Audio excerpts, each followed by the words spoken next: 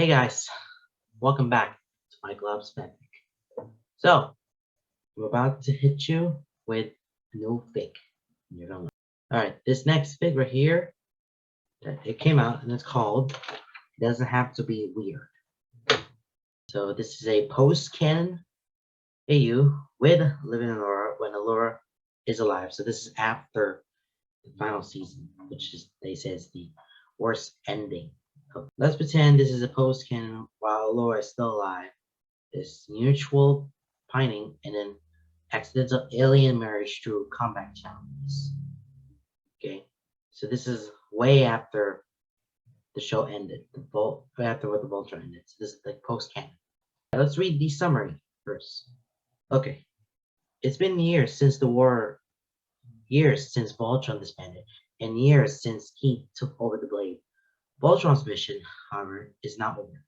The Atlas now travels around the universe, keeping the peace, cleaning up the wreckage, and convincing planets to join the Voltron Coalition Universe Peace Treaty. And sometimes those planets like to hold celebrations to commemorate the alliance with none other than the legendary Paladins. It's as good of an excuse as any of them to see each other, and Keith will take any opportunity he lands here. It's in years, and this pesky crush of his has yet to fade. But when a misunderstanding leads to him and Lance agree to get married, the two of them agree to roll with it to avoid offending their hosts. He tries to remind himself that this doesn't have to be weird. They're friends, they're close, they can play pretend for a few days. But as it turns out, being this close to Lance doesn't actually feel weird at all. It feels right. So this is the prompt, happened in July, so according to what's the prompt here? It is canon divergent. Key and Lance accidentally get married on an alien planet during a diplomatic mission, and now they have to go through with it so they don't offend their host. And mutual pining leads to actually getting together. Okay, so nice prompt to whoever that is to give it to them. To Witty. Alright, without any further ado, let's read it.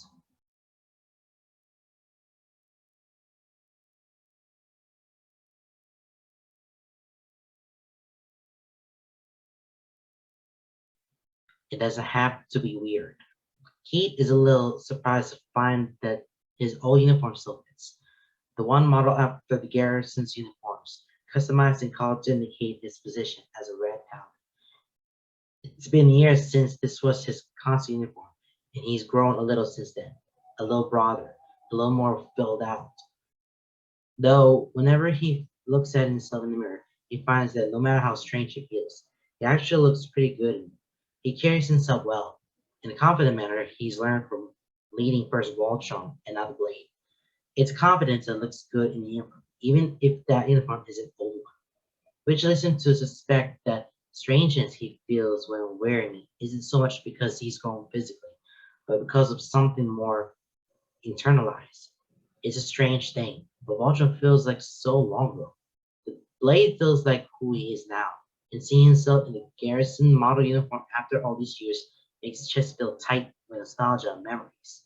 He doesn't think it's a bad thing, but that doesn't stop the strangeness. It doesn't stop how he feels like the uniform doesn't quite fit anymore. It doesn't stop him from standing in front of the mirror that morning for more than he usually does. It doesn't stop him from picking at his uniform, adjusting it, staring intently at his face as he twists his head to different angles, wondering how much he's changed, wondering if he looks good, wondering what the others see, wondering what Lance sees. He pulls into the planet's atmosphere later than intended, definitely later than Laura asked him to be here, and later than he said he could make it. He follows the coordinates given to him for the landing site, and when he sends out a request to land, he's ushered into a large docking bay where ships are protected from the weather and kept safe. He's guided to a spot next to a familiar ship, a larger shuttle vessel decorated in gray, white, and orange, emblazoned with the Atlas logo. He saw the Atlas itself hovering in the planet's gravitational pull. No doubt the crew on board simply enjoying a couple of days of downtime while their commander attends the celebration on the planet below. Keith sighs as he shuts his own shuttle off, taking just a moment to settle his nerves. He really has to do this. He's usually all about diving in to new planets in new situations. He shouldn't be hesitating now, not when he's already late. He should be rushing out of the ship, grabbing the nearest local, and asking where the pilots are supposed to be. He should be hurrying to tend to his responsibilities, and instead he hesitates. He knows exactly why. Lance. He always hesitates when he attends reunions. When he visits Lance, always takes a moment of stillness to brace himself when he knows that in mere moments he'll be faced with a form blue pal. It's pathetic, really. The way someone ties himself in knots, doing all this annoying little flips at the thought of seeing him again. The way his pulse hasn't calmed down since he went to bed last night. Keeping him awake and only getting amazingly rapid the closer he got to his plan. The way he felt nauseous enough this morning that he had to skip breakfast. The way his chest feels tight and his skin is practically tingling as eager anticipation buzzes beneath it like electricity. It's pathetic. He's been friends with Lance for years. They've been go through so much together. And yet the thought of seeing him again makes he giddy and nauseous enough to feel like he's 13 all over again with his first schoolboy crush. Pathetic. He needs to be more mature about this. He's a dang adult now. He'll act like it. An adult with a massive crush on this massively out of his league attractive friend and a rival slash co-worker. It's just Lance. He says it aloud as he pushes into the other seat. You like seeing Lance, and he likes seeing you. Don't make it weird. It doesn't have to be weird. Besides, this is business. All business. They have meetings like this very often, at least once every few months. The Alice is still out there, roaming the universe, cleaning up the ruins of the Galar Empire, and adding planets and civilization to the ever-expanding Voltron Coalition Universe Peace Treaty. Sometimes when a planet joins, they insist on hosting a celebration. Sometimes they'll do so with just a crew of Dallas. Hunk will cook for them, and sometimes if the blade has been nearby or instrumental in refugee relief efforts, he will join. But sometimes the planet's leaders ask for and insist that all of the legendary paladins join them for the festivities. Sometimes they can all make it. Sometimes they can't. When they can, it's usually a great occasion. One of the six of them all secretly ravel in. It's not often they all manage to fix their schedules to meet up anymore. He misses it. He misses them. He has a home with the blade, but it's not the same. He'll take any excuse to see them, really. Be it their annual meetup on New Altair, a visit to the Atlas to see Shiro or Honk, late night video calls to pitch, stopping by the McLean farm with Aksha to visit Lance, or one of these diplomatic celebrations. Any excuse to see them, especially to see, hey there, stranger. His head whips around fast, and he stumbles a step on the gangplank, hand shooting out, steadying himself on the side of the ship. His eyes, wide and startled, land on none other than Lance McLean. Beautiful, unattainable, thorn in his side, his right-hand man, undeniably loyal yet exhilaratingly unpredictable Lance McLean. A short laugh bubbles out of him, caught off guard and tumbling from his lips with good-natured charm. I didn't mean to scare you. Try not to fall and break your neck 2 seconds after you arrive. Okay? He's like the scout Lance. He'd like to at least try for a deadpan stare and unamused glare. But in spite of it all, he feels the corner of his lips quirking upward, tugged up by the fluttering butterfly wings running rampant in his chest. This is what Lance does too. Shatters his usually controlled features, makes him feel twisted up inside and lighter than air all at once. Shouldn't you be with the others? He asked, moving the rest of the way down the gangplank. Lance watches, lazy grin still on his face, eyes lit. He leans up against the Alice shuttle, one leg bent, foot on the hull, hand shoved into his pockets. There's something in his gaze, in the way he stares, in the way his eyes sweep over him and lingers, that has Keith's skin prickling. He fights the urge to fidget as he comes to stand in front of Lance, arms crossing over his chest. He refuses to acknowledge the itch of its self-doubt. Maybe, Lance draws, hesitating to the side. But you're so late, so I can be late. He looks around. I don't think it works like that. You arrived with the others, didn't you? Lance shrugs. Yeah, but I wanted to hang back and wait for you. Show you where to go and all. And what did the others say about that? And they didn't try to stop me. A smart Quirks writer. I played with Lyndon says. But I don't think they realize just how late he chips his weight, glancing away, letting his eyes roll over the activity in the document. They're on the planet Bakiona. The local race isn't entirely unlike Galra. They are large and built strong, with powerful limbs and broad chests. Their skin seems to range anywhere from jet black to dusty gray, though he sees some with mottled white skin and some with murky copper red. They have patches of fur, though the quantity seems to differ by the person, and most seem to have ears that resemble those of a cat. Most seem to have tails. They come in a wide variety, but their general build and characteristics are Gora enough that they are strangely familiar. It puts him at ease. I got caught up in stiff blade business. You know how it goes. He'll be danged before he admits the part of it has to do with how long he scrutinized himself in front of the mirror. Right, Lance says, voice strangely neutral. It catches his attention, and when he looks back, Lance's smile no longer reaches his eyes. Always busy with that blade stuff. Yeah, Keith clears his throat. A strange tension stretching between them, making Keith's skin feel tight. Things between him and Lance are usually so easy. He finds his walls falling away with Lance more than anyone else, lulled to a comfortable commission that he can't really explain. But every once in a while this happens. Something he says, something Lance says, makes the atmosphere feel awkward and the conversation stilted. And Lance is too good at smiling through it, at changing the subject. Keith wishes more than anything that he could peek through those distractingly beautiful eyes to see what's going on in that head of his. He desperately wants to ease back, but Lance isn't offering anything up. So Keith says the first thing on his mind, you look good, which probably isn't the best thing to say. But Lance's eyes light up, back straightening just a little, smile become a little more genuine. Yeah? Yeah, you filled the old uniform out well. He let his own teasing smirk curl his lips. Just a little. Just enough. You're not a beanpole anymore. Lance gasped with mock offense, pushing off the shuttle and stepping forward, putting one hand to his chest and resting the other on his hip. I was never a beanpole. You were just too blind to the true nature of my physique. Keith humped softly, indulging himself for just a moment and letting his eyes roam down Lance's body, taking it all under the guise of teasing. But he wasn't lying. Lance has already filled out the old uniform well. The fabric strains over his broad shoulders, catching on arms that are definitely thicker than they used to be. The belt sits around a narrow waist, giving way to legs that go on for miles and should be illegal in the tight pants of their uniforms. His mouth feels dry, but he still forces himself to meet Lance's gaze, letting out a deadpan. Sure, Lance. Lance rolls his eyes, but the implied insult is brushed away as he steps forward. Hands coming down on Keith's shoulders, brushing off dust that isn't there. You feel yours too. It's soft and thoughtful, almost appreciative, maybe a little nervous. The blade's been good to you.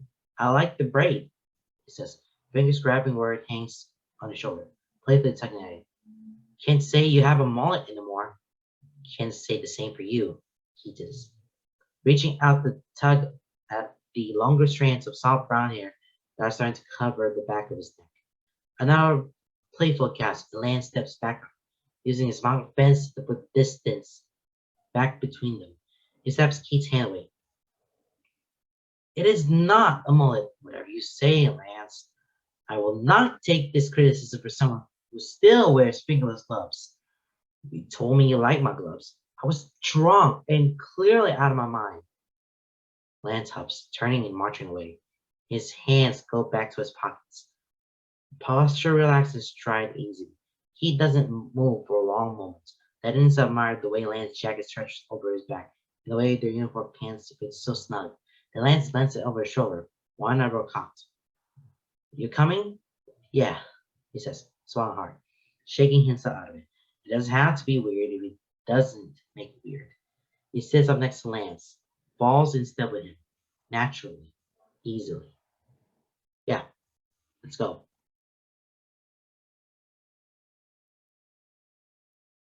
While I'm reading this, I'm gonna count how many of them said I'm not gonna put it on account because I don't know how to use this thing.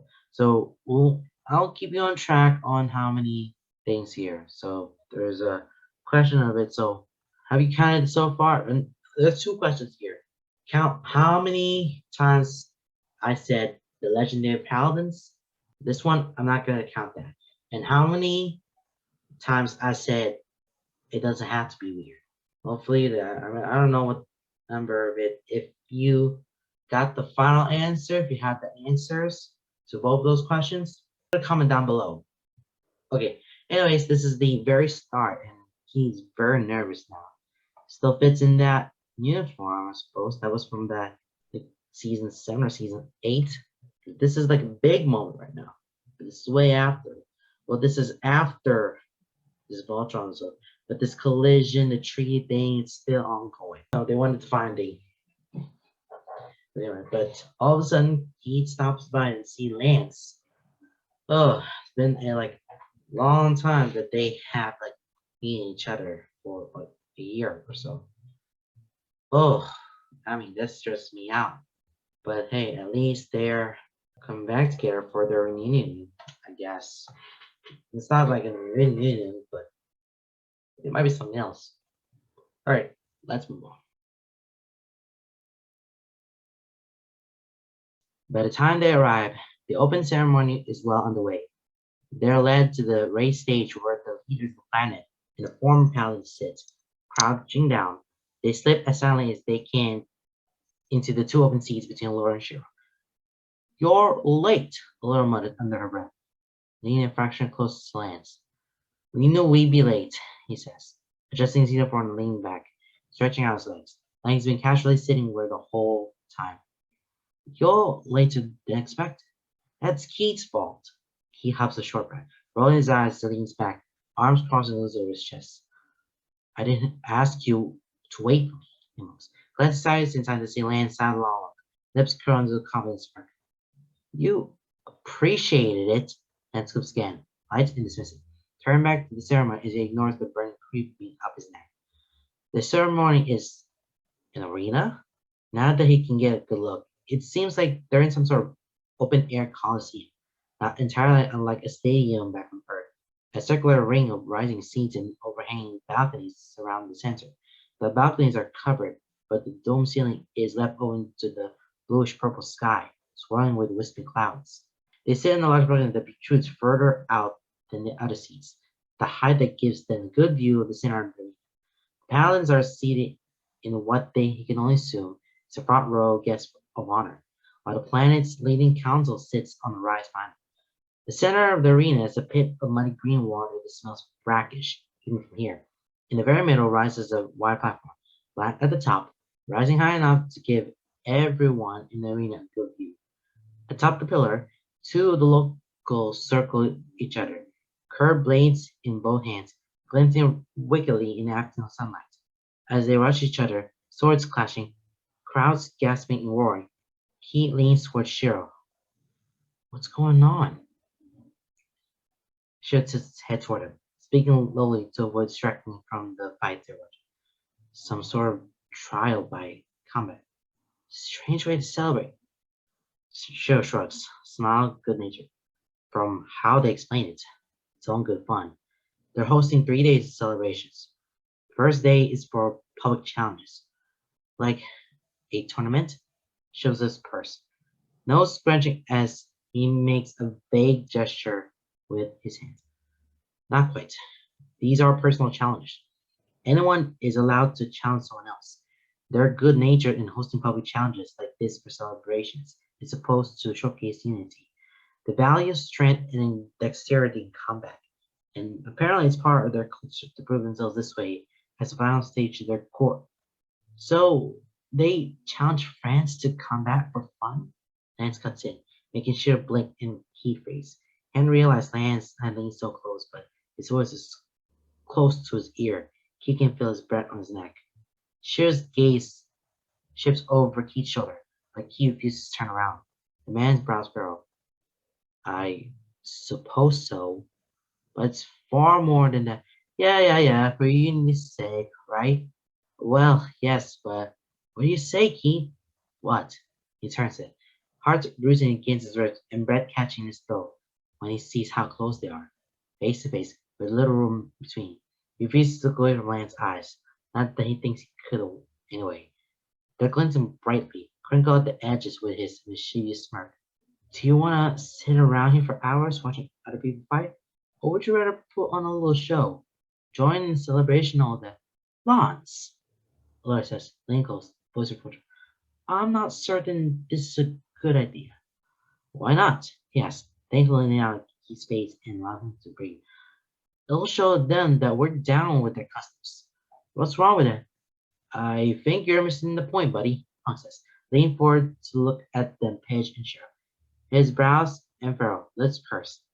This isn't just an ordinary duel. Lance goes swinging off. Details. Ugh, these challenges aren't so simple. Cheryl tries again, ever patient, ever concerned. They're very personal and only between very close pairs. From the way they were described, we think that they're part of this race. It's not a big deal, Shiro, Lance says.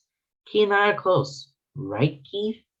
When faced with that look, so bright and hopeful, bordering on something impish and mischievous, Keith's tongue feels far too dry, tongue twisted into knots. The most he can do is purse his lips, wordlessly shrugging, which earns him a playful shove in response.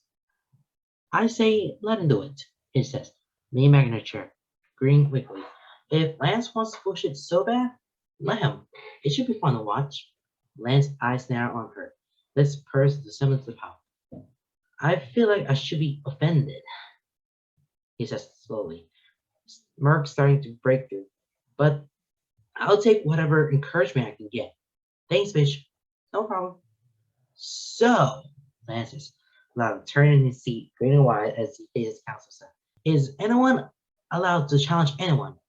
How does this work? There's a shrug behind them, whisper starting up.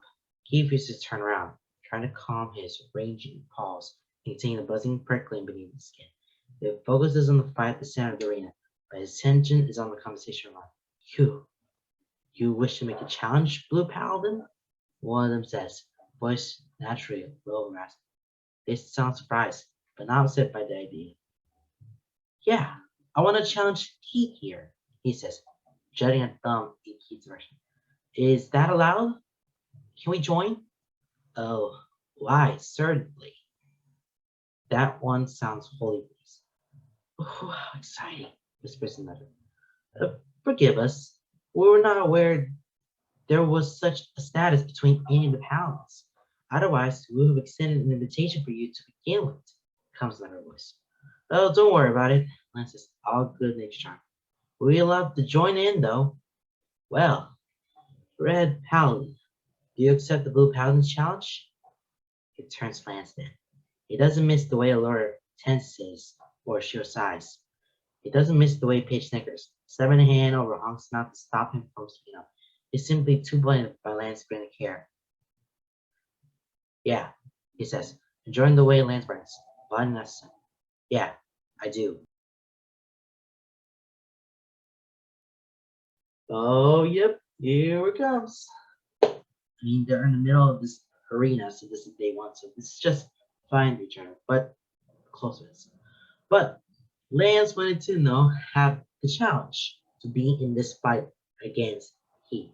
I mean, this is a good idea. This is a traditional for whatever planet they're at. So why not do it? And Heat agrees to have this himself to be challenged. Oh ho ho! I love this fight now. It's so amazing. Oh, this would be a good pick for that one. It'll get lots of views. They don't see the end of that fight, nor any of the others. Almost immediately after Lance's challenge and Keith's acceptance, they're whisked away, surrounded by a chittering of excitement. They're taken down below the arena to a waiting room beneath the center pillar. There are others milling about, some who clearly work there in pairs that are clearly purified. They stay huddled in their little groups of twos, an easy atmosphere between them, all despite the fight ahead. A playful camaraderie, teasing smirks and gentle shoves, jeers with no real heat and eyes that dance with mischief. It reminds me a lot of Lance himself. If this is what all the fighting pairs look like, he's not really sure what the others were worried about. So, what you thinking?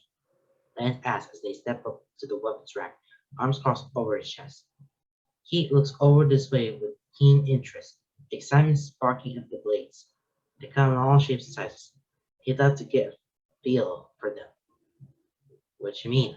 He asked acidly. Then suddenly Lance's hip is bumping his own, dragging his attention back to Lance in the form of a small scowl. Lance listens. I challenged you, so you get to choose the combat weapons. It's only fair, and I'm a gentleman. Keeps Slant dry. Right, gentleman. I am. You challenged me to a duel. You like fighting. I'm treating because I'm a gentleman. Well, do you think your gentle, manly self can handle a staff? He'd ask, picking one off the rack. It's a perfect length, perfectly balanced, and made of some dark, twisting wood that seems to glow with the grain knots. The grip is a letter dyed a deep red. He tossed it to Lance, who actually manages to snatch it out of the air. Keith stares, lips parted, and Lance smirk widens, one hand resting on his hip as he swings the staff back and forth to test it. Yes, actually, I think I can. Do you actually know how to use that? Yes, I do. I got that lesson from Laura and Coran. Plus, it's the easiest thing to practice with when I'm back home on the farm. No sharp edges or triggers for kids to accidentally get their hands on.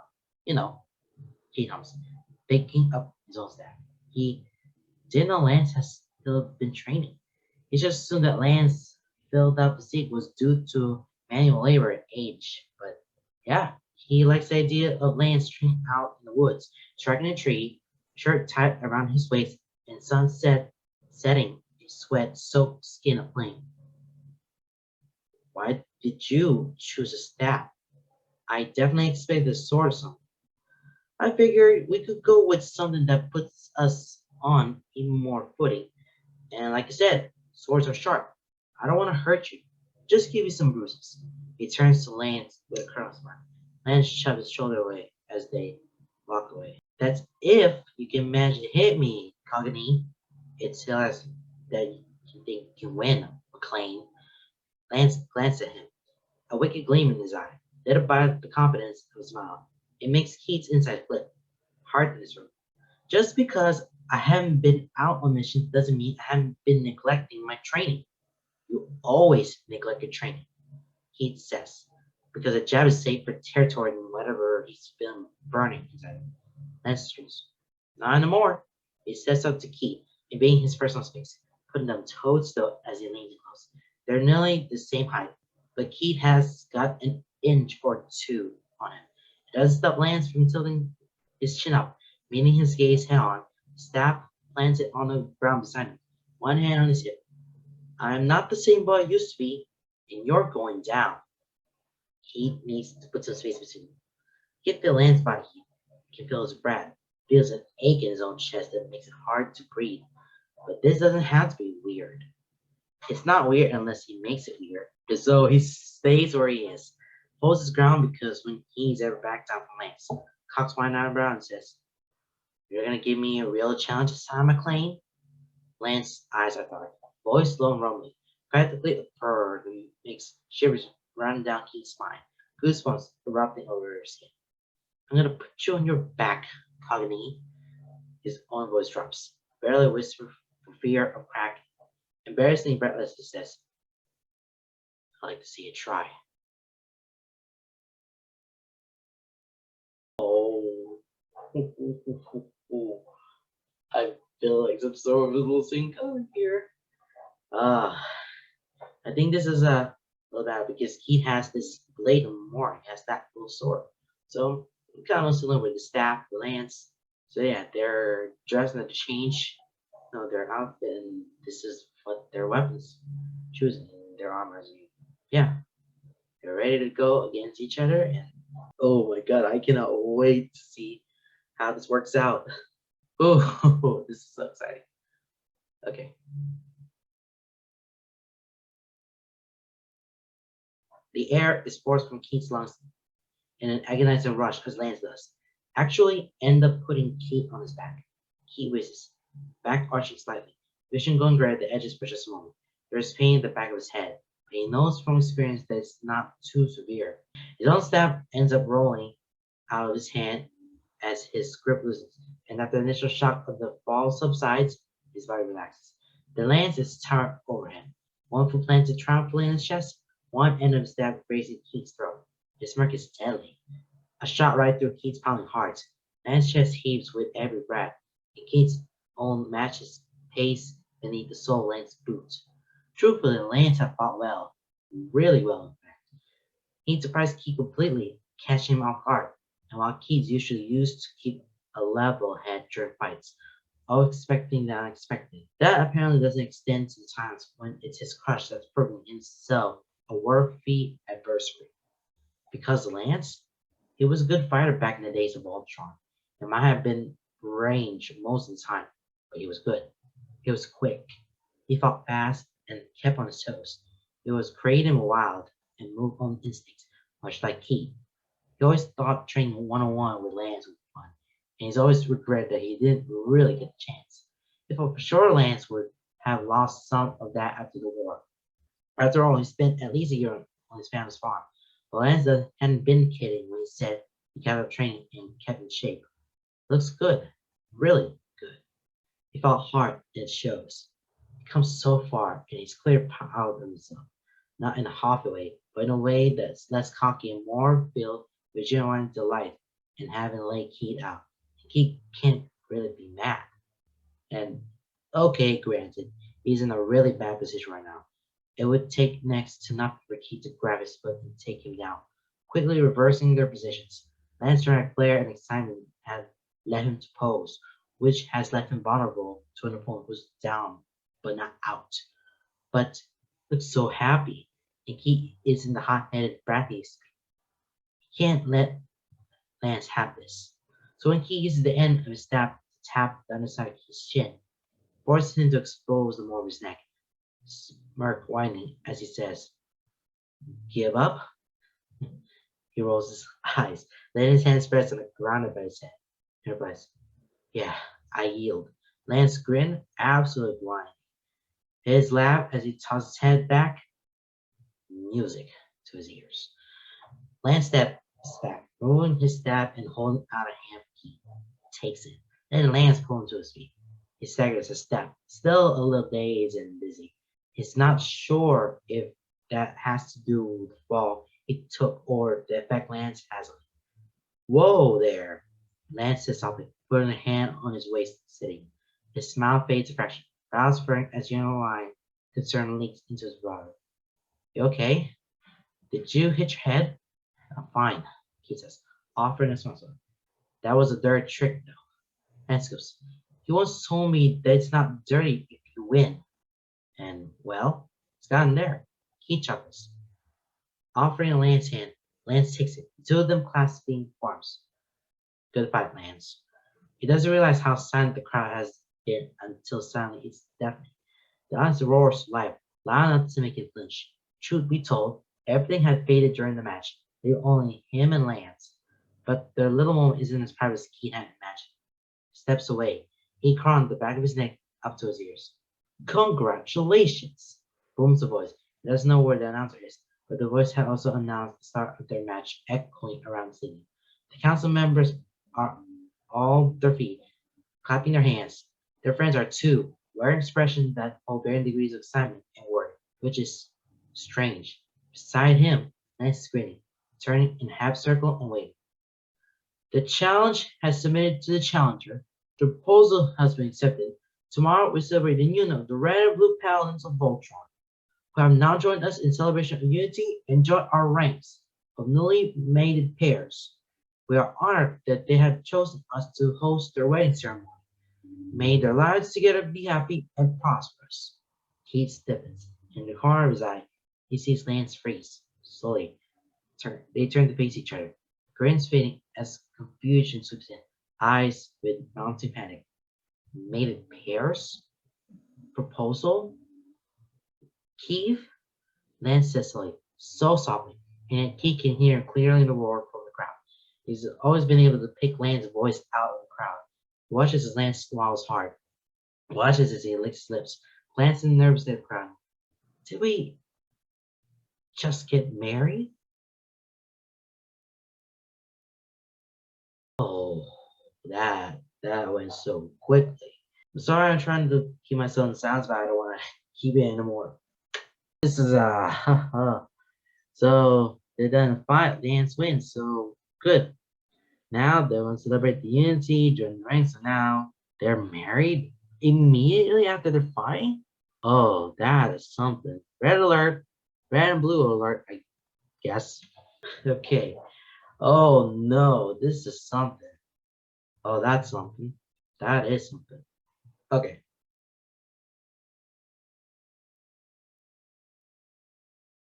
The next few hours pass in a haze. He barely remembers being ushered from the pillar. He remembers a blur of people, but doesn't remember their faces. Their voices don't quite sink in, words flitting by without meaning. But he instinctively remembers the repetition of congratulations on your mate, and we wish you happiness with your new mate, and you are our adversaries, and your union will be strong. Hands reach for him, grabbing his shoulder, squeezing his arms, patting his back. It's the rough touch of a war's congratulations. He's gotten used to Voltron and then the blade, but right then and there, he can't handle it. Too many people in his personal space, too much physical contact from faceless voices and familiar people. Every touch grates on his nerves. Every contact makes him flinch and pull away. Voices continue to fill his head. The volume and clash of them all make his skin all the more sensitive.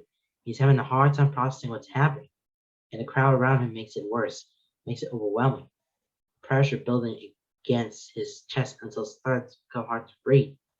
And Lance, amazing, thoughtful, observant, kind-hearted, protective Lance, noticed this.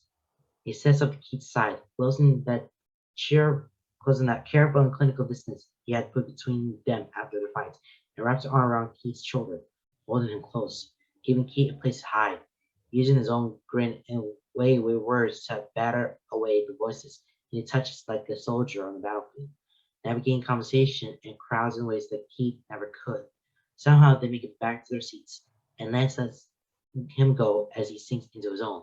Shio's hand comes down his shoulder, firm and familiar, grounding him as he looks to Shiro. Helplessly confused, he gets a kind, wry smile response. We'll talk later, he says. It's that promise of explanation that gets him through the council members' congratulations and tender excitements, babbling on and on about ceremonies and unions. What an auspicious occasion! Two palaces of Voltron united on our very own planet. He keeps his gaze on the fights that follow, notices the teasing banter, the aggressive but playful stances, notices the way that one always seems to surrender, despite clearly not being wholly beaten, much like he had. Notices the grins the combatants share afterwards, the hugs, the way they hold each other close as the crowd cheers. Notices the announcements are much the same as his and Lance's. The challenge has submitted. May their union be a prosperous one. The challenger has been defeated, but the challenge gives permission for another attempt. May have more luck in the future. The challenger emerges victorious. Here are your rooms, they're told later, having been led to row rooms marked with college symbols. They each have a room to themselves, except for one door, marked by both red and blue. We hope you rest well, and we hope our ceremonies are to your liking, King Lance. We're honored to have our planet blessed by your union. And then they're alone, all absent awkwardly in the hallway as they shift their weight, trying to relieve the mounting tension. But it builds and builds, pressed upon by a nervousness crawling beneath his skin and the not so subtle glances his friends share, set ablaze by the clinical distance that once more separates him from Lance, until keep violently snaps, pages finally shatter into the weight of confusion and frustration. What the hell just happened? His eyes find Shears immediately, demanded the promised explanation to be fulfilled. He scratched the back of his neck, giving Keith a smile like a piece of it. It seems you and Lance have agreed to marry by Takiona customs. He glances to Aurora, silently begging for help. She sighs and Keith shifts her. She changed a lot in the past few years. The strain that her body took after sealing the rift has aged her far more than the rest. But despite that, she still stands tall and wrinkled, beautiful as ever. Right now, however, she simply looks tired. Tired and exasperated in a way that she only allows herself to be in close company. On Pakyona, they have very traditional court costumes. They value strength and dexterity in combat. And the final step to courtship is for the one who initiates the courtship to challenge the other to a duel. It's supposed to prove themselves worthy as an equal. Usually the challenge will eventually surrender, which signifies the acceptance of the proposal. If the challenge wins, or they continue to fight, the challenger backs down or the duel is cold. It means the challenge doesn't accept. So Lance says slowly, verbally piecing information together. The way he does when the noise in his head is too loud. His brows furrow, lips pursing in thought. He finds it adorable. Because I challenged Keith. You were proposing to him, dude. Hank pats him on the back, voice like a condolence, filled with the same kind of fond exasperation Laura had been exuding. And because Keith surrendered to me, he's accepted your proposal. Hitch finishes for him, arms crossed over his chest, grin impatient curl. Congrats, the wedding is in 2 days. What? He looks to Cher again, eyes wide in desperation, clawing up his throat, making his voice cracked. They're hosting a wedding ceremony for all the United Pairs on the third day of the festival, Laura says, but Keith doesn't look away from Cheryl. He can see Cheryl's gentle sympathy. He knows how Keith feels. He's the only one who does. He's confident throughout the years when his crush became so overwhelming that the thought of his chest might burst. Cheryl knows exactly how terrifying this is.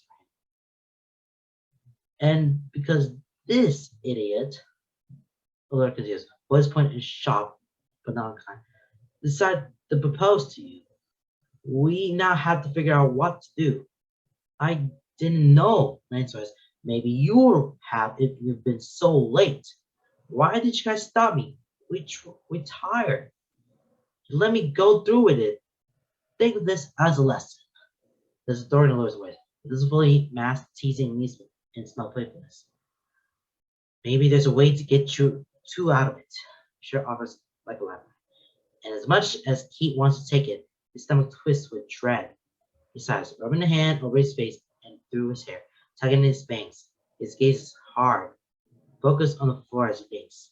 Instincts born from lean Voltron running the blade, starting to chip through the sharpness.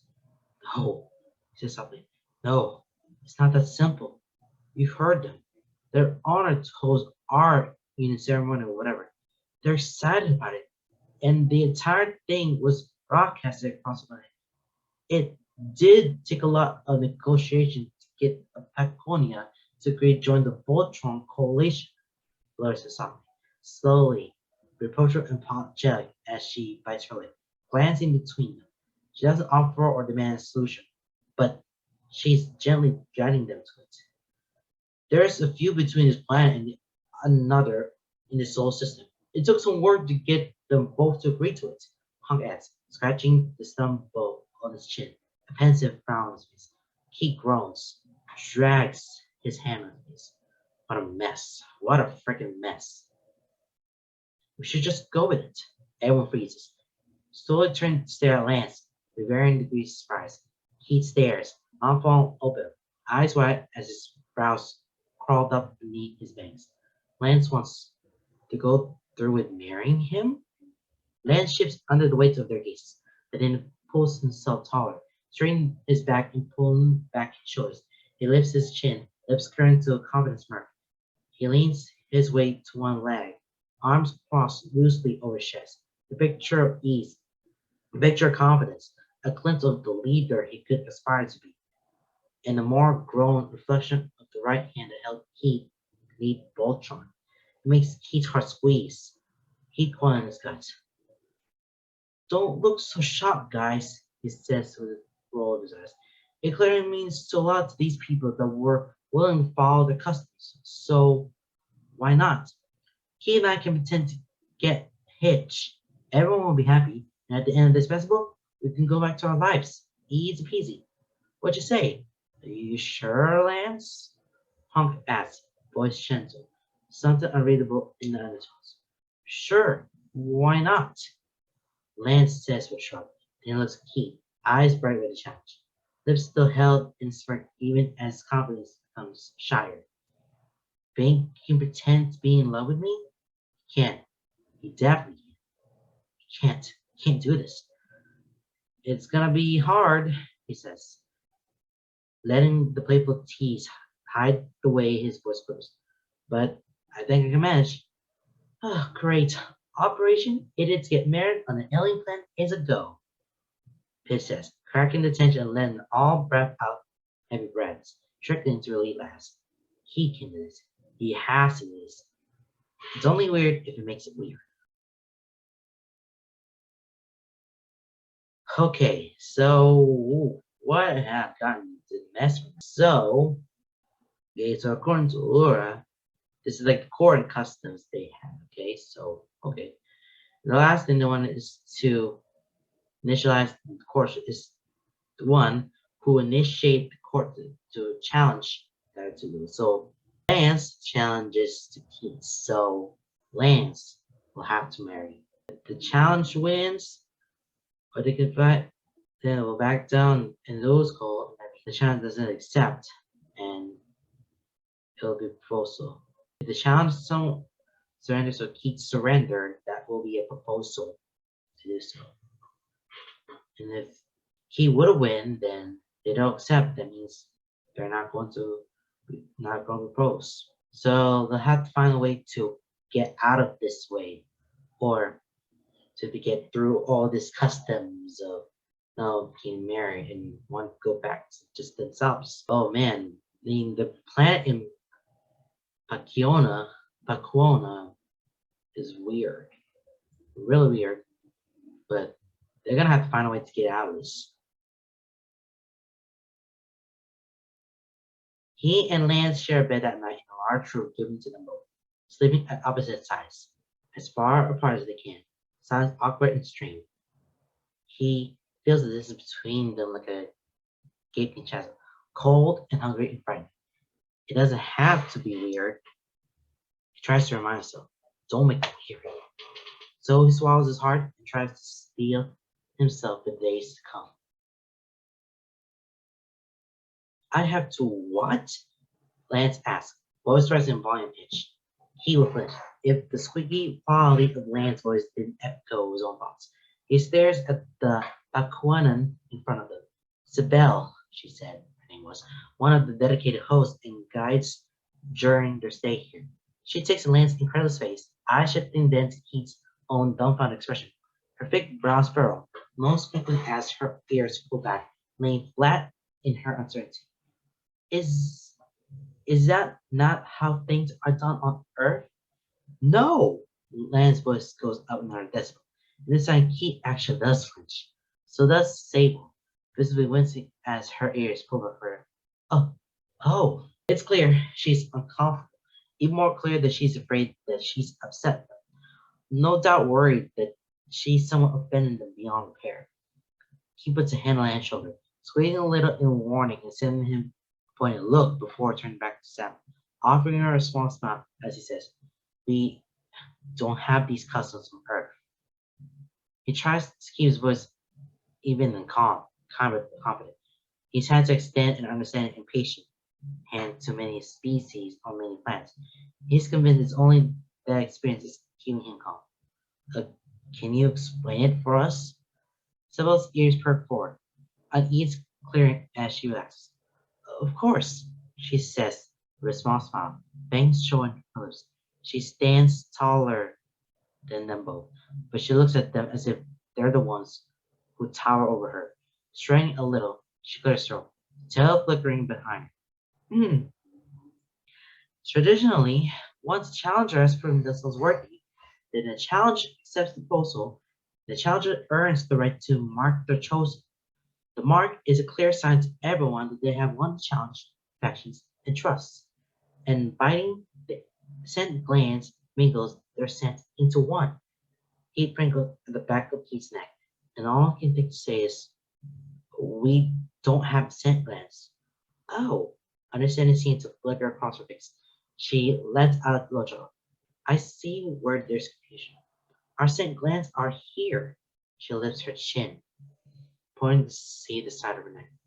Glands should bite down your neck here until a mark is formed. Like a bruise, I suppose. Like a hickey. Lance breathes, still looking shell shocked and stiff.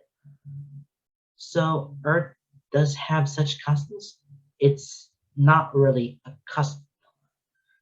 Lance cups, looking away as he rubs the back of his neck. The pretty flush darkens his neck right up to his ears, dusting across his high cheekbones. It's just a thing people do sometimes when they're together, he must. But it's usually private and people don't usually show them off. Oh, Sibella blinks. How strange. Why would you want to show up a mark that means you're promised to one another? It's not, it's like, it's sort of like, he's stuttering, brain short and talking in unfinished sentences and abandoned, ruined thoughts. It's rare that Lance loses his ability to talk himself out of a situation. Even more rare when it gets this thrown off. In fact, he isn't sure he's ever seen this flustered. It's, well, it's something, and he likes it. He decides to pull Lance out of his misery. He squeezes Lance's shoulder, and Lance's jaw snaps shut. Lips pursing and perfectly manicured brows. Is this important to the ceremony? It's very traditional. It's a show of trust and dedication. Sabella's starting to look nervous again. The switch in her tail giving away the way she frets. If you show up to the feast unmarked, they will think that you don't trust Lance enough to mark you. They'll think you're second guessing your decision. Can't have that, he must rally. He then sighs, glanced at Lance before saying, "Can we have some privacy?" She perks up once more, backing away from them almost too eagerly. "Of course. I'll be waiting just down the hall to the left. Take your time." And with that, she turns, hurrying away. Keith sighs again. A long, flat exhale through his nose. "We should just do it." "What?" Keith looks to him then, brows pinched as he glares. He presses his lips tight, praying it doesn't look like a pout as much as it feels like one. "You were the one that said we should go with it. This is going with it. They want you to mark me or whatever, so you should just do it." He watches a barrage of emotions flicker over Lance's face. Surprise, suspicion, confusion, wariness, finally settling somewhere between wry acceptance and the strange nervousness shyness. If if you're sure, he says, voice up not to make shivers run down his spine. He doesn't trust his voice, instead opting for a tight lip nod. He turns face Lance, looking away and tilting his head, exposes his neck and feeling incredibly vulnerable for it. His hands twitch at his sides. He feels awkward and stiff. Lance hesitates, but then he steps forward, one hand tentatively resting on Keith's waist, light as a feather, yet warm as coals. When Keith doesn't pull away, the hand settles more, firmer, pressing through Keith's jacket like a brand. Then Lance's other hand is at his jaw, long fingers brushing lightly over his skin, callous and strong, warm and so gentle. Keith's eyes flutter shut, breath coming shallow as his heart flutters unbearably. Lance says nothing, but he takes a moment to brush his thumb along Keith's cheek, light, fleeting, reverent, and incredibly fond in nature. It doesn't have to be weird. This doesn't have to be strange. But Keith can think of any logical reason why that touch is necessary. Then Lance is cupping his jaw, leaning to press his lips to Keith's neck. The red hitches in his throat, body coincident. Lance's breath is hot against his skin, lips soft as flower petals, skin smooth. He kisses Keith softly, once, twice. Then his lips are parting, and he latches on, drawing Keith's skin to his mouth and sucking hard. Keith gasps, knees nearly giving out. His hands fly up, one gripping Lance's back, the other hand curling to the front of Lance's jacket, white knuckled and tight. He arches to Lance, pressing their bodies together, burning from his body heat, burning from the touch. The delicious pressure of being pressed together, of contact, of being held so gently and so firm, building a heat deep inside him that simmers low. Lance's hand slips from his face to his lower back, pressing them closer, firm and insistent. His lips stayed latched into Keith's neck, biting and sucking in turn, occasionally pulling away to press a gentle kiss to a abused spot before diving back in. It's all Keith can do to keep breathing. He feels dizzy, knows he's asking. He's not used to touch, never this much contact with someone else, let alone the boy he's been thinking of as far off pipe dream. Never anything so intimate and tender and hot all at once. But they're doing this for the sake of Baquonans, for tradition. And yet Lance's lips linger on his neck far longer than what Keith thinks is necessary. Thorough and fierce in his work. But who's Keith to judge? He has no experience with these things. And Lance is the one who can see the mark. It doesn't have to be weird. It doesn't have to mean something. Oh my god. That, um, yeah, this is the prep ring for the courting and getting married. All they have to do is just, the hickey of some sort. This is the glands they're talking about, right around the neck. Just no bite and some. This is like even the hickey or something. Jeez.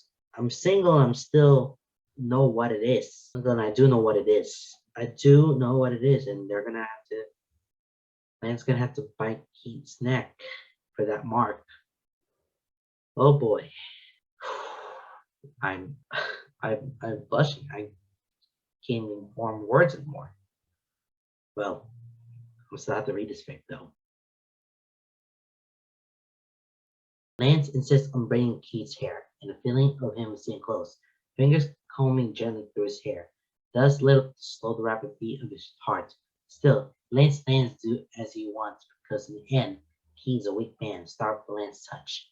Lance ends up doing some sort of intricate French braid, far more than Keith ever does on his own. It sweeps across the back of his head, angling his braid over the shoulder, opposite the mark he made, putting it proudly on display. He hasn't seen it yet, but the way Lance looks at it, lips curl into a small private smile filled to the brim with pride and smiles, eyes lit and dark and hungry. It makes warmth crawl under Keith's skin, makes him stand a little taller, lift his chin a little higher, absorbing Lance's own pride and exuding it as his own. Because Sybil's right. Why wouldn't he want to proudly display something that he means he's Lance and Lance is his? Even if it's all just pretend, he'll let himself bask in it. And that's another thing. Another strange thing that Keith has noticed. This is all just supposed to be pretend. It's supposed to be an act that he and Lance played through till the end. It's not supposed to mean anything. It's not supposed to be weird. It's not supposed to feel real. And yet, the way Lance stands on Keith's side, one arm looped lightly around his back, hand resting on his opposite hip. The way Lance laughs with ease and smiles whenever anyone compliments him. The way a light flush decorates the high crest of his cheekbones as he looks at Keith. The way he'll lean over and nuzzle into Keith's neck, tip his nose tracing the mark as he softly whispers, "They're looking. We should give them a show." The way he feels completely comfortable pressed up against Keith's side. The way it doesn't feel awkward. The way it feels natural to hum contentedly and let Lance take the lead in this social atmosphere, trusting that Lance won't let him blunder.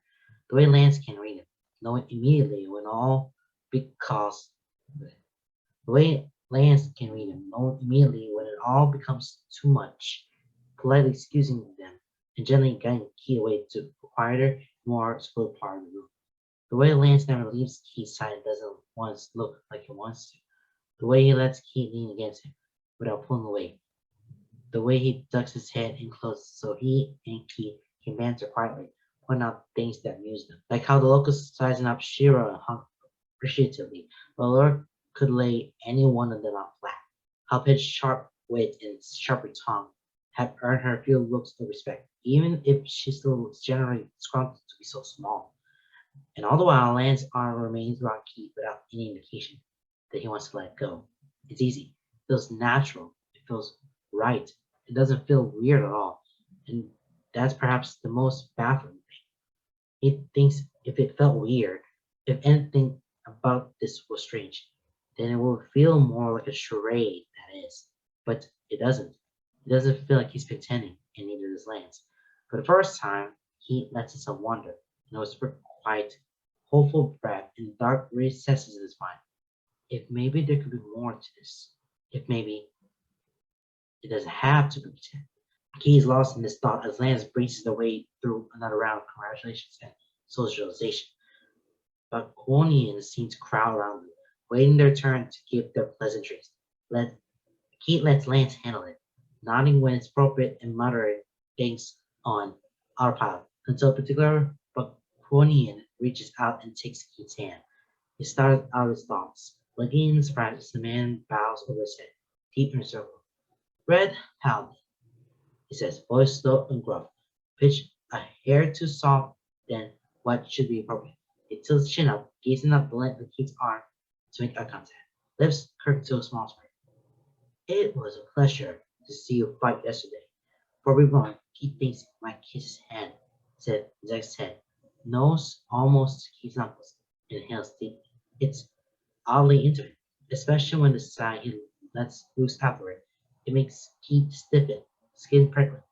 He feels Lance go still at his side, but then the man is standing, still holding Keith's hand firmly in his claw fingers. He's tall, towering over both of them. He has markings on both cheeks, cutting upwards toward his temples, scars or tattoos. He can't tell. His hair is pulled back from his face with tight braids that fall too loose, strands down his back and over his shoulders. His ears perched confidently, fluffy at the ends, tail poised behind him. His hands are regal, and his putting keen on edge. His eyes look at the Lance, lip curling almost imperceptibly, looking decisively unimpressed as he makes a show looking Lance up and down. Now that makes he bristle, anger and indignation hot in his chest. You're very lucky, little one. The Red Paladin is a fierce warrior. His eyes move back to Keith, lighting up with far more precision. Quick and strong, and a truly worthy opponent. His eyes linger at Keith's mark, and Keith hates it. You're like someone of stature would surrender to you. If you don't seal your meaning quickly, someone might challenge you for his hand. It framed like a joke, words lilting with playfulness, but there's an edge beneath it, sharp and serious. His fangs glint threateningly as he smiles, eyes dark and hungry. Lance's hand tightens on Keith's hip, body gone stiff beside him. Keith pulls his hands out of man's grip, crossing his arms over his chest as he leans to Lance's side, comforting it as much as gathering strength from his nearness. His lips pressed into a scowl, brows fierce as he glares at the man. There's no one else I wanted to surrender to, he says, voice cold and sharp. Come on, Lance. Jetson, taking Lance and dragging him towards the center of the large ballroom. I want you to dance. Lance started from his subterranean and laughed. You, Keith Coney, want to dance? He drags him into the crowd, losing his confidence and his spark the moment he turns to face Lance. He still holds his hand, but the other hovers, not quite sure where to touch. His brows furrow, lips pursing his ears. I do when it's with you. It says something, a confession in a breath stolen from his lungs, freed from his cage by indignant anger that he would ever surrender to anyone else. Like Lance could ever not be worthy of it. It's him who strives to be good enough for Lance. He glanced up through his lashes, feeling heat simmering beneath his skin. Lance looks startled, eyes wide and lips parted. But there's an awe there, a quiet reverence that melts into a gentle fondness as he smiles. As he reaches out and pulls Keith toward him, their hands still clash, his free hand settling on Keith's hip. Keith's own hand comes to rest on Lance's shoulder, once again marveling at how broad he's become, how much he's grown to a strength, how the awkward, gangling mark of youth has left, replaced by a lean, sharp maturity that makes Keith burn. Well then, Lance says, voice soft and quiet, a gentle rumble between them, lilting on the edges with an unvoiced laugh. His eyes are lidded and dark, and Keith can't look away. Let's dance. Okay, I kind of are understanding, but they're now into like dancing or something. Yeah. So yeah, they made their way, and this is the courtship and take dance because they're dancing in ballroom. So they're now currently at the ballroom, and yeah, they're just now currently dancing. I don't know what music they have. It's the Peppercorn music or something. I don't know what the music Yeah, but okay.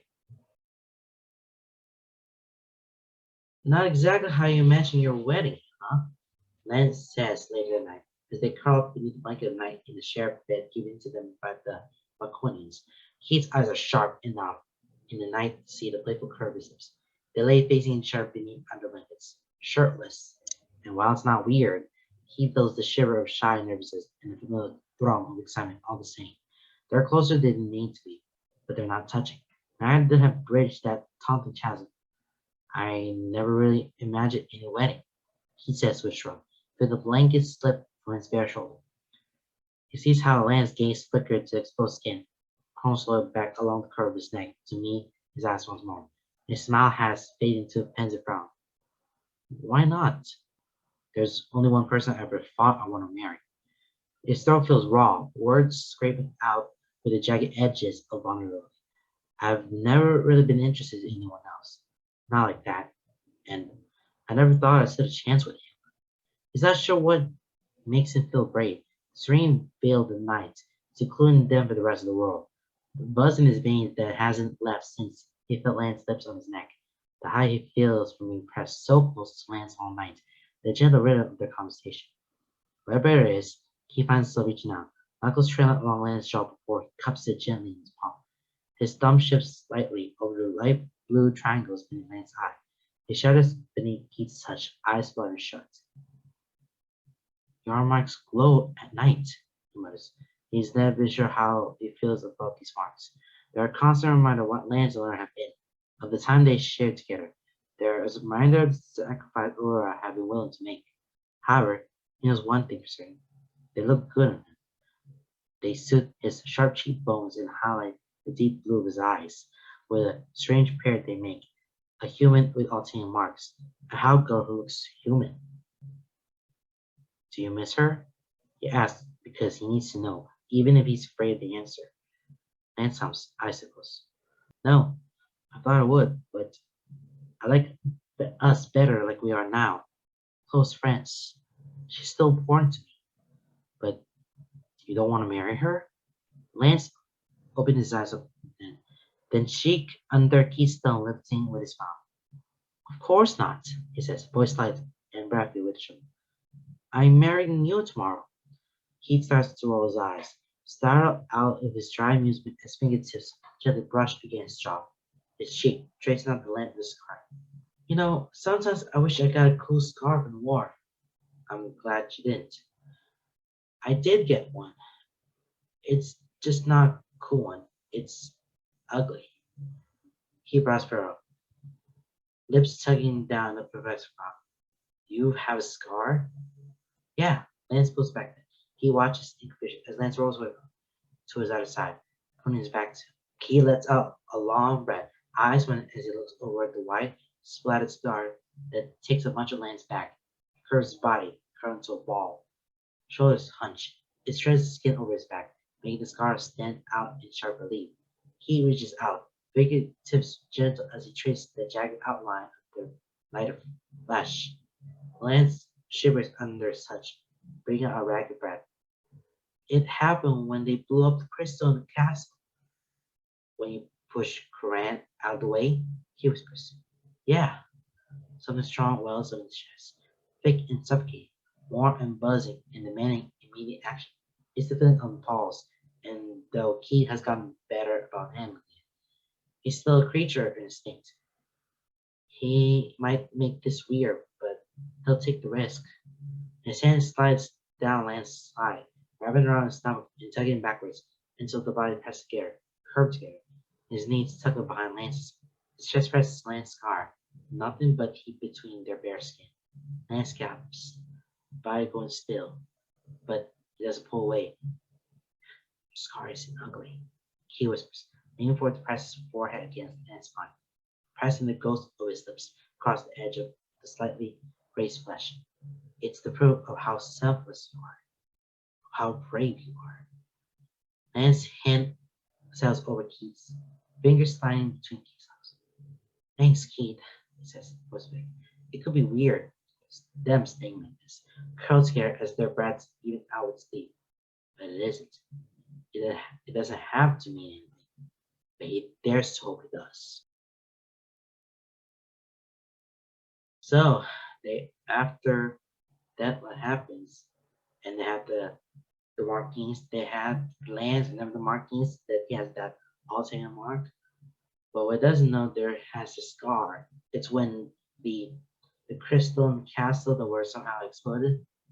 It's like a quintessential quintessence, but it's something else. I think I might remember that from the few seasons of Voltron, but I got blanked out because I had no idea there. But hey, they're now on the bed. They're just laying down together, possibly.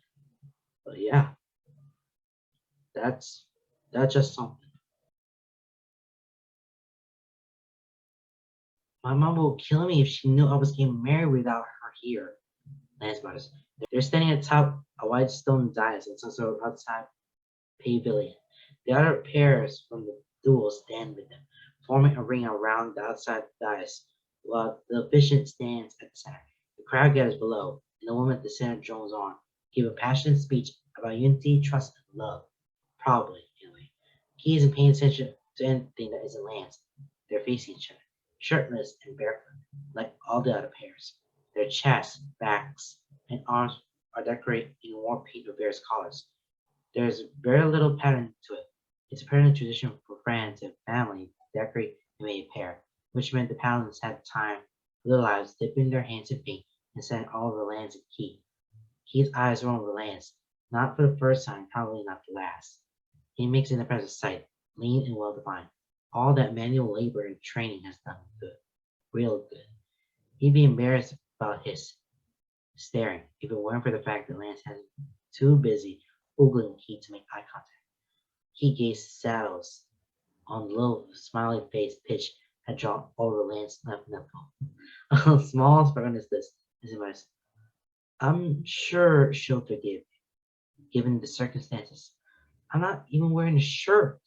She would be scandalized. Guess we better not tell her then. Eloping with me on a distant planet where neither of our families present? How romantic. His gaze travels up the long curve of Lance's neck, the sharp jut of his chin, to the devilishly handsome smirk, to the cute little upturn of his nose, to the high cheekbones alight with blue marks, to those eyes, crinkling in laughter as his delicate brows waggle. His hair is a casual disarray, windswept and charming. It's gotten long enough that he can actually have it look windswept without simply falling back into place. Longer at the ends and around his face. He has the urge to run his fingers through it. Man's smirk is infectious. Playful tone, gently prodding the same kind of tease out of Key. I guess I better marry you quick then before you change your mind. Change my mind about marrying a war hero, the legendary leader of Voltron, the current leader of the Blade, travel across the universe helping people in need, and one of my best friends? Lance scoots, rolling his eyes. Not likely. Key's heartless. Red rushing from his lungs as Lance smirk punches him right in the gut. Before he has time to swallow it, however, the officiant steps up to them. He hadn't even noticed her moving around the circle. Your hands, she says, holding out her own palm in demonstration. He and Lance hold up their right hands, palm up as instructed, and then he catches the flash of a knife. It takes everything he has to clamp down on his instincts at the last minute. Body already tense in his armed encounter, but he clenches his jaw, free hand tightened into a fist as she reaches out. With two practiced and quick strikes, she draws the sharp blade across their palms. He barely feels the pain, letting out a little more than a slow breath, while Lance hisses and visibly winces. As she draws out a strip of silk from her pouch, he meets Lance's eye, giving him a sympathetic smile. She takes them by the wrist, pressing their palms together as the wounds begin to ooze, and wraps them lightly with a cloth, tying them together. Blood to blood, you are bound, united in body and spirit. And then she's moving on, planing her blade as she makes her way to the next couple. This is exactly the kind of wedding I expect you to have, Nan says, lips quirked upward from his pained grimace. He raised a brow. Knives? At your wedding? Highly likely. He helped a soft laugh, eyes drawn back down to their bound hands. Well, if someone is willing to marry me, they're probably willing to deal with it. Yeah, Lance said, finding Lance smiling down their hands. based on accident. I suppose they would be. Lance glanced up through his lashes, barely perceivable smile, looking incredibly shy. He squeezed Keith's hand beneath their bonds, and Keith squeezes back. He doesn't realize the ceremony is over until the crowd erupts in applause. Torn from his haze, he jumps, looking around as a blush burns up the back of his neck. He had a lyric gun lost in his eyes. How freaking pathetic! As if reading his thoughts, or perhaps he had actually just been that honest. Lance laughs, bold and bright. Ignoring it, he looks to the couple of Conians, search for any sign that the ceremony is over or what to do next. All of them stand close, hands still bound, nuzzling to each other's necks. Are we supposed to do that? Yes, one eyebrow raised. Lance follows his gaze, chuckle still in his words. I think they're scent marking. Pitch told me that Laconians are big on that here. Is their form of intimacy? Turns back to Keith then, lips taking on a sheepish tilt. His eyes are dancing, and Keith swears those ulterior marks are glowing. What you say we get in a little earth tradition? Lance grips hands, yanking him closer by their joined hands. Keith comes forward, Fran going to Lance's chest to steady himself. Lance's arms rest around Keith's back, strong and steady and secure. Lance looks at him through lidded eyes, heads bowed close, breath ghosting across his lips as he speaks in a voice like Multiverse. Do you trust me? Here knows his answer, spoken in the breathless. Always. And Lance dipping him, pressing their lips together in a firm kiss. Their noses pressed awkwardly against each other, teeth clacking, foreheads knocking. Then they tilt their hands in tandem, and their lips slide together perfectly, warm and sweet, firm and oddly desperate. Lance sighs through his nose. Keith's arm wraps around his neck, fingers sinking into that soft hair to hold him close. It doesn't have to be weird, and it's not. It doesn't feel strange. It feels like finally. So they finally did now, and then they're supposed to have this, intimacy, scent marking. So they did it. Oh, they did exactly as they wanted to expect. Anyways, let's continue on. So Keith, princess, all false innocence, as they walked down the halls of Dallas. She's ahead of them, hands clasped behind her, walking backwards, and a fish grin curls her lips. How does it feel to be the new Mr. Blue Lion? Keith gives her that pedal, but it makes her grin widen. Actually, won't he be Mr. Red Lion? Hunk asked. Since Lance was piling red at the end, and Keith used to fly red, so it's kind of like their thing. I, for one, think Lance should be called Mr. Black Lion, Blair says, hands clasped behind her, chin held high, spurring at Lance as she playfully bumps him with her hip. Lance goes, making a show of shoving her away and sniffing snootly, lifting his chin as he says, That's Mr. Mamora to you.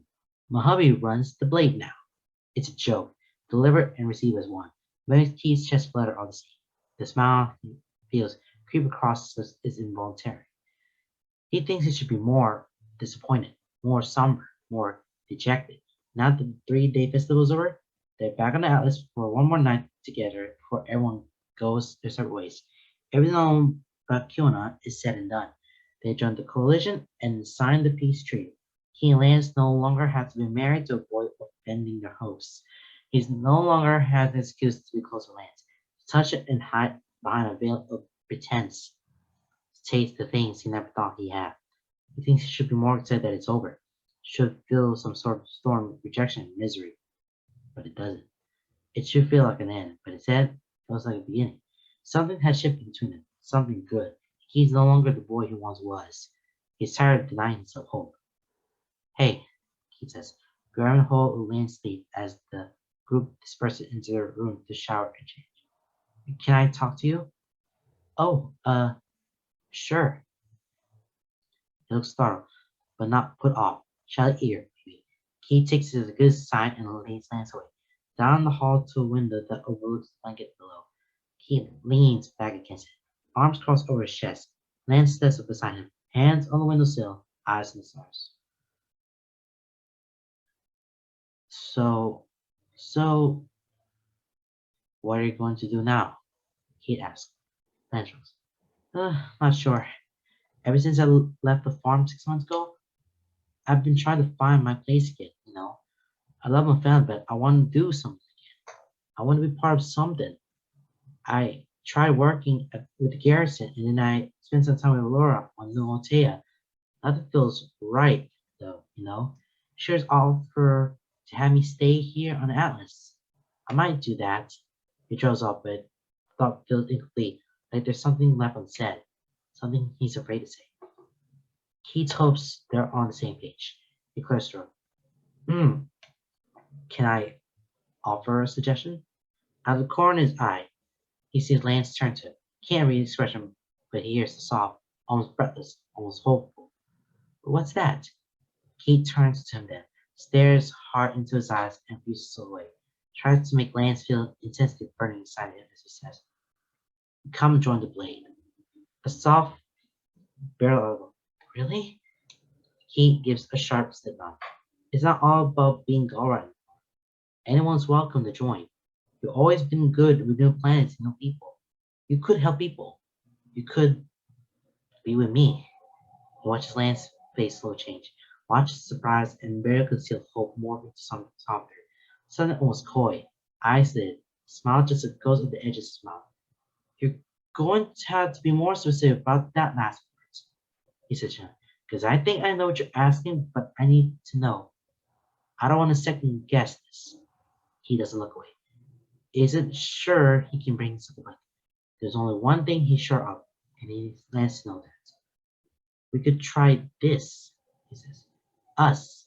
We could try us. Together. For real. Why, Keith?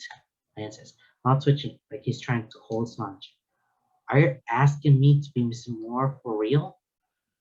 Maybe one day, he says, far too honest, far too blunt. He's worried by Lance's smile dropping and the pretty flush igniting from the crest of his cheekbones to the tips of his ears. His smirk because he can't help it, because the butterflies are wreaking havoc inside his chest, because it feels like a live wire, sparking and burning, yet strangely calm, weirdly at peace.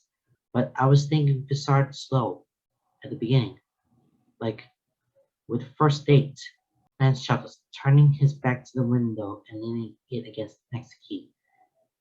Their sides pressed close. What? Our wedding wasn't enough for the first date? He chuckles, but when he catches Lance's eye again, he says seriously, hopefully full of tender hope and raw emotion. Join me. Not hesitation, not a flicker of doubt, just a gentle smile. Lance leaned over to hide his face in the curve of Keith's shoulder. A mumble. Okay. He reaches out and lays their fingers together. It could feel weird, but it doesn't. It's only weird if he makes it weird. And he rather make it real.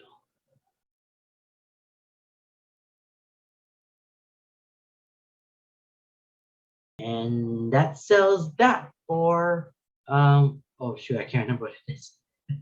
Oh, it doesn't have to be weird. Yes, that's it. If you're asking how many times I said the Legend of Carolins, if you guess two, correct. If it says it doesn't have to be weird, for the how many times I say it doesn't have to be weird on this pick, if you guess seven, that's also correct. But if you get both of them correct, make sure you subscribe. Make sure you probably subscribe. And if you get one of the two right, make sure you subscribe. If you don't get it right, that's fine. But pay attention next time. Well, not paying attention, but you might be busy with other stuff. Well, good effort. I mean, wow. The ceremony and the wedding, this is like an adventurous because they are supposed to be married that way. So they're finished with the 3-day wedding and all of that stuff. And now, yeah, they are now becoming the the couple. This time he really wanted to make it more real, a real thing. I mean, this very judging in Falconia, but he wanted to make it more real by making Lance join the Blade of Memorial because it'll be more exciting, try to work together and seeing new planets, seeing new people, and all that stuff. Wanted to make it for real this time. It's not weird, but this is real. But it's really weird to, ask that, but Let's make it happen. This is like a for real thing. Not unlike the wedding thing. This the thing does not even count it. But Lance accepted that one, and yeah. Oh, this is beautiful. This is gonna be so exciting. Well, that's what's found the end of it. We're down to the only two picks here. It is I think I know you and drift compatible. Just the only two. Let's spin the wheel, shall we? Okay. Spin the shot. Okay. I think I know you will be the next pick I'm gonna read because after I think I know you, it will be drift compatible. Yeah, I think I know you is the next one, and then lastly, drift compatible. Okay, so yeah, I think I know you. So this is college, some dating sim. This is from Sin Bartender Lance. Lance becomes a bartender. Okay, that's all for now with this video. I will see you next time.